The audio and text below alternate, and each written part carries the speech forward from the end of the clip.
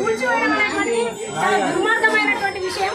కాబట్టి వీటి పట్ల మనం అందరం కూడా ఎక్కడైతే కూలగొట్టిరో అక్కడ ఇండ్లు కట్టించాలన్న డిమాండ్తో ప్రజలందరూ ఉన్నారు. ఇవాళ ప్రభుత్వాలకి నిమ్మకు నీరెత్తినట్టుంది. ఇవాళ రేవంత్ రెడ్డి ఏం చేసి మన దగ్గరికి వచ్చిండు. ఇవాళ పొంగులేటి శ్రీనివాస్ కి మనం ఓట్లు వేయగానే కొమ్ములు వచ్చేసినాయి. ఆ కొమ్ములు వీకే సమయం కూడా మళ్ళీ మనకు వస్తుంది, మన చేతిలోనే ఉంది. పేద ప్రజల ఉసురు పోస్తున్నాడు ఎవడు.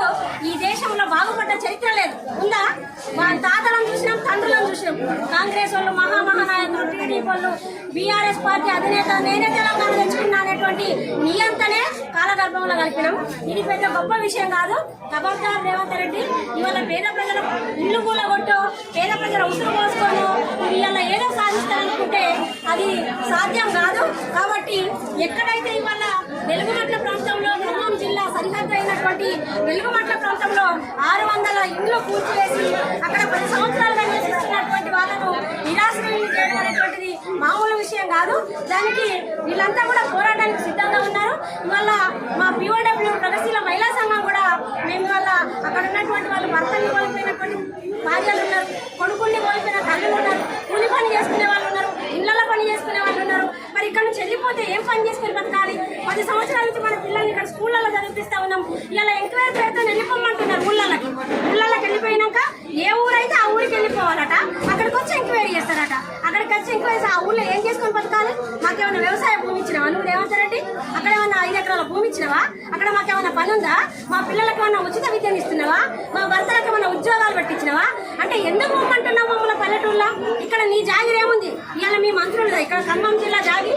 ఇవాళ పేద ప్రజలకు ఏదైతే వేసుకున్నటువంటి భూమి, భూదాన భూమి ప్రజల ఆస్తి, అది మిగులుకున్నటువంటిది ప్రజలు వాళ్ళు వేసుకున్నటువంటి ఇళ్లను కూలగొట్టడం అనేటువంటి సరైన పద్ధతి కాదు. కాబట్టి ఎక్కడైతే మీరు ఇల్లు కూలగొట్టిరో అక్కడనే తిరిగి ఇల్లు కట్టియాలని, లేకపోతే కట్టించేంత వరకు సుదీర్ఘమైన పోరాటానికి ప్రజలు సిద్ధంగా ఉన్నారు. వాళ్ళ పుట్ట చెట్ట పట్టుకొని వచ్చినాం. మన ఆకలి ఎవరో 4 రోజులు పెడతారు. ఎన్ని రోజులు పెడతారు? అన్నం పెట్టే వాళ్ళు ఎన్ని రోజులు ఉంటుంది? మనకు పెడతారా? 365 రోజులు పెడతారా? సంవత్సరాలు పెడతారా? మనం ఎక్కడ ఉండాలి?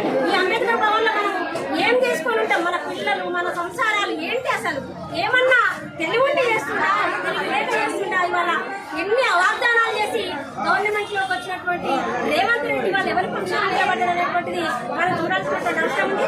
గతంలో అనేక ఎర్రగొండ పార్టీ, ఇవాళ CPM పార్టీ అనేక భూ పోరాటాలు చేసి 100 ఎకరాల భూములు పేద ప్రజలకు పంచిపెట్టింది, దొరల దగ్గర నుంచి లాక్కొని. మరి వాళ్ళ ఎవరి మీద లాఠీచార్జ్ చేసింది ఇవాళ రేవంత్ రెడ్డి ప్రభుత్వం? ఇక్కడ ఉన్నటువంటి మా పార్టీ నాయకుల మీద, మా సెక్రటరీ సభ్యుడైనటువంటి కామ్రేడ్ మదన్నను చెయ్యి విరిగొట్టడము, విశిక్షణ రహితంగా లాఠీచార్జ్ చేయడము, ప్రజలను చెల్లాచెదురు చేయడము, ప్రజల సామాన్లన్నీ లాక్కొని ఇల్లు కూలగొట్టడం అనేటువంటిది సరి అయిన పద్ధతి కాదు. ఖబర్దార్, ఎక్కడైతే కూలగొట్టారో అక్కడ గట్టియాలని మన ప్రగతిశీల మహిళా సంఘం డిమాండ్ చేస్తూ ఉంది.